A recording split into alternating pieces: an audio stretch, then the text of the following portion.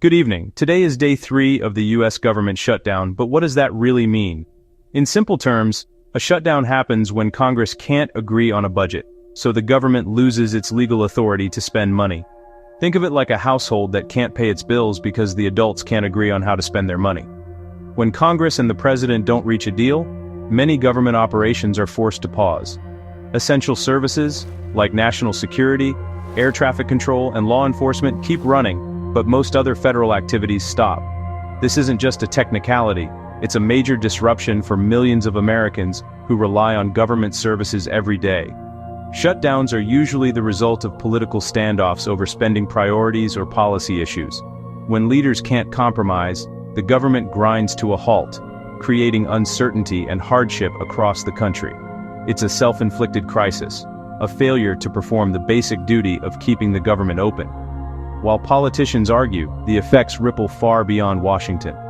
The longer the shutdown lasts, the more it hurts citizens who depend on government for stability and services. We're now on day 3, and the consequences are starting to show. The shutdown continues because of a deadlock in the Senate. After the House passed a funding bill, it stalled in the Senate, where 60 votes are needed to move forward. Neither party has enough support, and both are using the shutdown as leverage for their policy goals. Funding bills often become battlegrounds for issues like immigration or healthcare, making compromise even harder. Negotiations are tense, with each side blaming the other for the impasse. Until someone bends or a temporary deal is reached, the government remains closed. The country waits as Washington remains at a standstill. The only way out is compromise, something in short supply right now. While politicians argue, Americans feel the impact. Small business loans are delayed, home buyers face setbacks, and farmers lose access to vital services. People needing help from Social Security, or the IRS, find offices closed or understaffed. Everyday life is disrupted, businesses stall, families postpone plans, and financial uncertainty grows. The shutdown's effects reach far beyond Washington, touching millions of lives.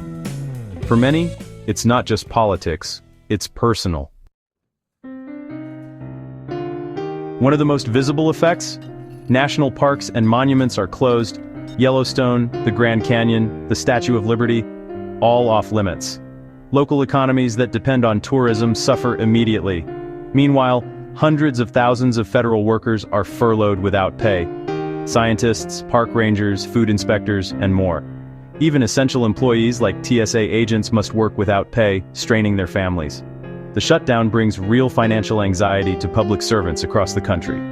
These workers are our neighbors, now caught in a political crossfire. The longer the shutdown drags on, the greater the hardship for families and communities. The human cost is mounting every day. Ending the shutdown matters for everyone, not just politicians or federal workers. Each day the government stays closed, public trust erodes and cynicism grows.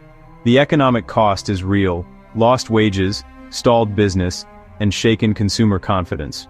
Critical government work, like public health research and scientific progress, grinds to a halt. These aren't abstract problems. They affect our safety, our economy, and our future. A functioning government is essential for stability and prosperity. This shutdown is a test of our leaders' ability to put country over politics. Bipartisan compromise isn't weakness, it's responsible leadership. For the sake of the nation, it's time to end the shutdown and get back to work.